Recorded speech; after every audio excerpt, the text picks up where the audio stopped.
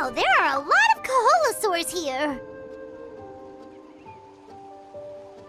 As expected, the first clue is related to the koholasaurs. When people from outside the tribe get a copy of the map, most can deduce that the first clue is related to the koholasaurs. But they often end up looking in the wrong direction. When the first chief created the map, he left a special mark for this part. It's a code that the tribe uses to indicate a herd of them. So it'll be impossible to gain any leads from just finding 1 or 2 stray koholasaurs. You're a real pro at this, Mualani. But according to the information I've been able to find, koholasaurs don't like gathering as herds unless it's to compete for the hot springs. So let me tell you a secret that only a guide from the people of the springs would know.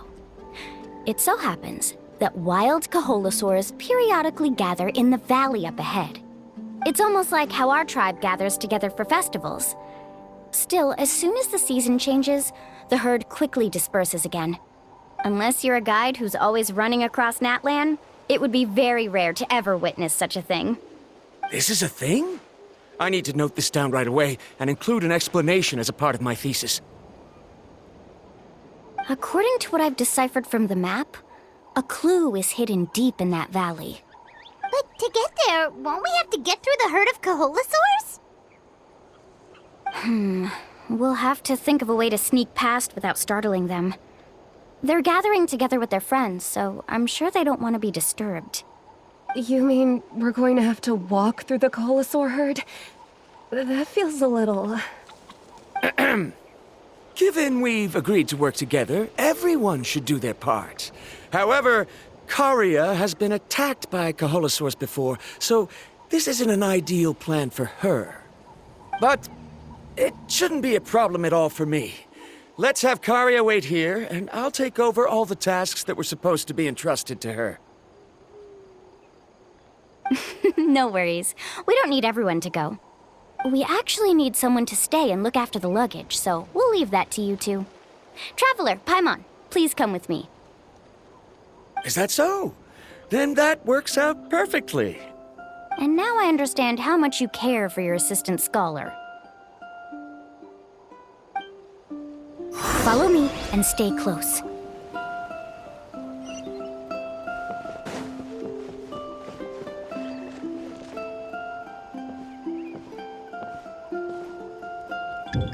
Oh no, we've been spotted.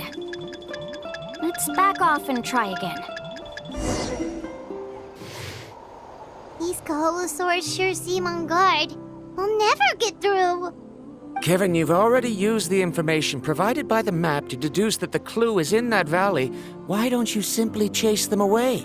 You're pretty strong, aren't you? First of all, the elders of the tribe have always warned us to never hurt the koholasaurs. Doing so will almost certainly bring bad luck. And secondly, you can't just show up and intrude on others' gatherings, much less make them leave. That's just terrible.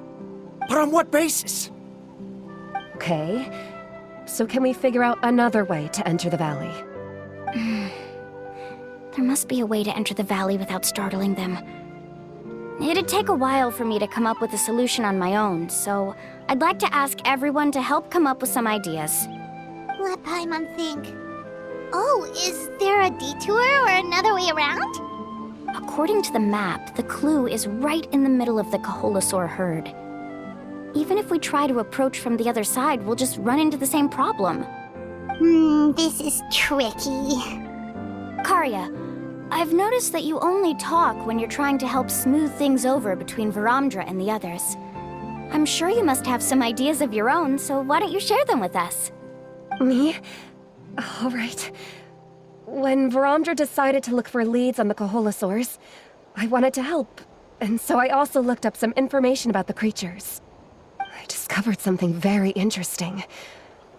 We thought that the koholasaurs relied on their hearing to track their prey, but they also possess a very keen sense of smell. But I'm not sure how useful that information is. Oh, that was actually very useful, Miss Karia. You can just call me Karia. In that case, please stay here and keep an eye on the luggage.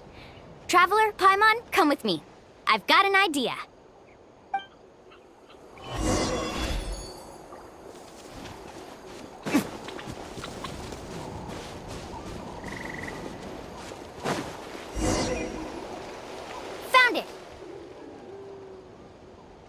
What's this?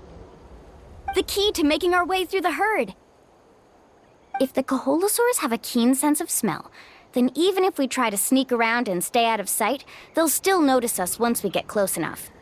But this plant can help us solve that problem, because its fragrance is very similar to the scent of a koholasaur. We can apply the plant's extract to our bodies and trick their sense of smell. So, we're gonna rub plant juice on ourselves?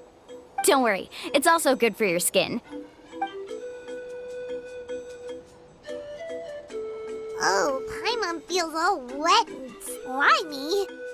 But this actually does smell like a koholasaur. Perfect. Okay, let's try to make our way through again.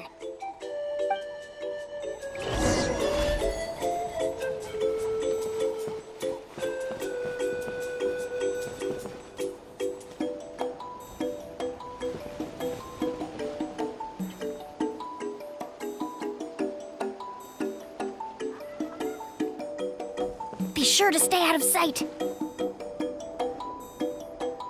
Follow me and stay close.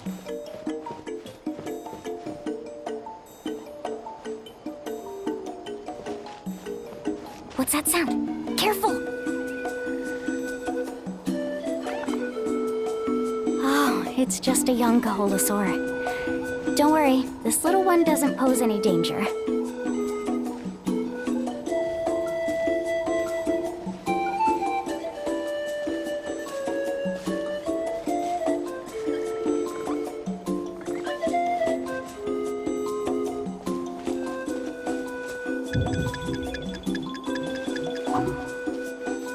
How could there be so many here? We can't get through!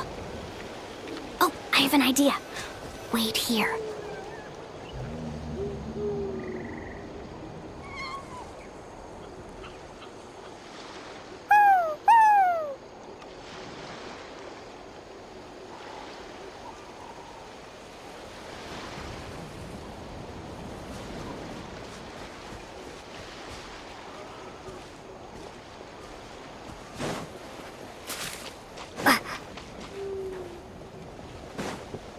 Careful! Don't startle them.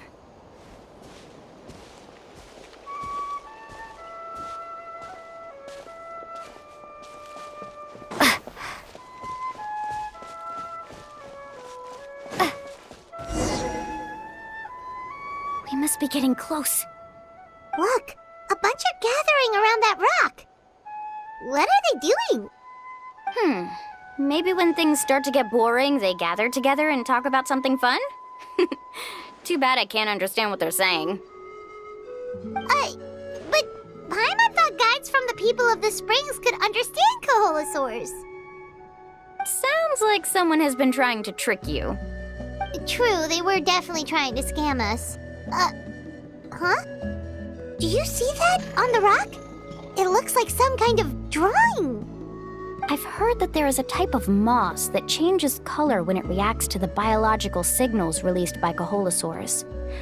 But to trigger that sort of reaction, you'd need a huge number of koholasaurs. That must be the clue! Should we take a picture? Oh, the flash might disturb them. Let me try to copy it down. So we've passed the first stage of the journey now, right? I see. Had we chosen to drive the koholasaurs off, then we never would have found this lead. Seems there was a logical basis for everything you said after all. Has he always been this way, Miss Karia? He's just obsessed with his research. That's all. At least this has shown that my judgment is correct. I've proven my trustworthiness. And so, there should be no need for us to argue next time. Yes, I understand. And I suppose that'll help us avoid wasting time. Amani really knows how to lead our group. Next, we'll need to use the lead we found to uncover our next destination. Now, what does this pattern represent? Hard to tell. Paimon certainly doesn't have any idea what it's trying to get at. Aha! I got it! Though the lines are kinda rough, I can still see that they represent the boundaries between the water and the land at Jadeskirt Knoll.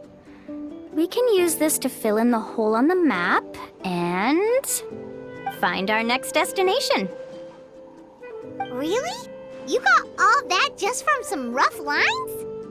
Well, intuition is also a part of it.